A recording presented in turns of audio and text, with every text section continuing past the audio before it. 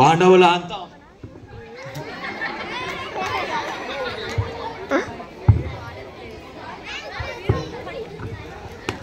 నన్ను చంపాలనుకుంటే చంపే కృష్ణ. నీ నీపి మాటలు వినడానికి నేను అర్జున్ని కాదు.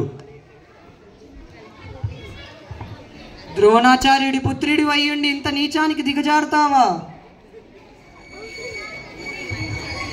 ఆ తండ్రి పేడు పలికే అర్హత నీకు లేదు కృష్ణ.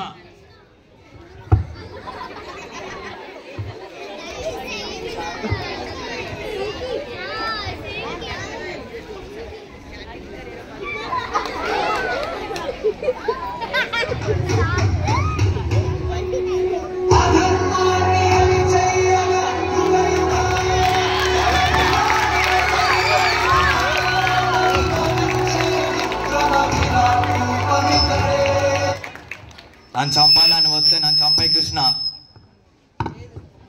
చావు నీకు శిక్ష కాదు, చావు నీకు విముక్తి. మరి నాకు ప్రతిష్టాతం లేదా? ఈ యుగం అంతమవ్వబోతుంది. పాండవులు చనిపోబోతున్నారు. కలి వస్తున్నాడు, కలియుగం వస్తుంది. నువ్వు నా కలి ఎంత శక్తివంతుడంటే నా పుట్టుకొని కూడా ఆపగలడు. కాబట్టి నువ్వు నా గర్భగుడికి రక్షకుడిగా ఉండాలి.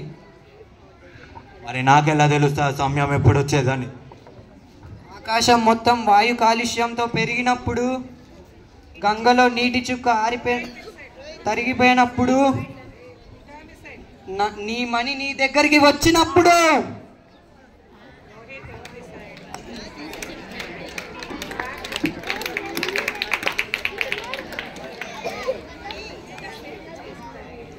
అశ్వాంకుల్, మీరు చాలా శక్తివంతులు కదా, మీకంటే శక్తివంతులు లేరా? ఒకడుండేవారు, అతని పేరు కుంటి మాత్ర పుత్రుడు, గాంధీవధారి అర్జున. అంటే అర్జునుడే బెస్టా? కాదు, అర్జునుడి కన్నా ఒక పెద్ద యోధుడు ఉండేవాడు. అతడే నా ప్రాణ స్నేహితుడు.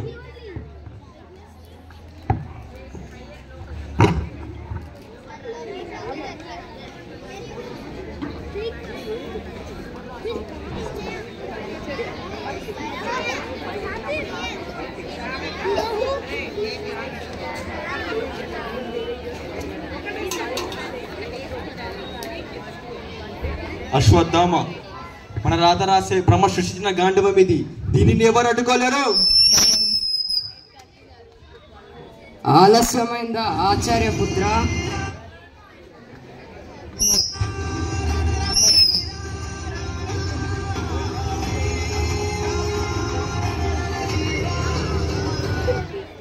చూసావా కేశవ, ఈ విస్ఫోటానికి మన రథం కేవలం 2 అడుగులు దూరం వెళ్ళింది, కానీ వాళ్ళ రథం 10 అడుగులు దూరం వెళ్ళింది. వీరు నాకు సమానమా? చూడు అర్జున, ఈ రథం అగ్నిదేవుడి వరం.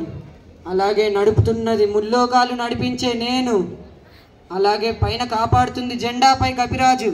అయినా మన రథం 2 అడుగులు దూరం వెళ్ళిందంటే ఆలోచించు, అతను ఎంత శక్తివంతుడు. అతని పేరు చరిత్రలో మర్చిపోలేనిది. అతని కళ్ళుల్లో సూర్యుడి తేజస్సు. అతని పేరు సూర్యపుత్ర వైకర్ణ.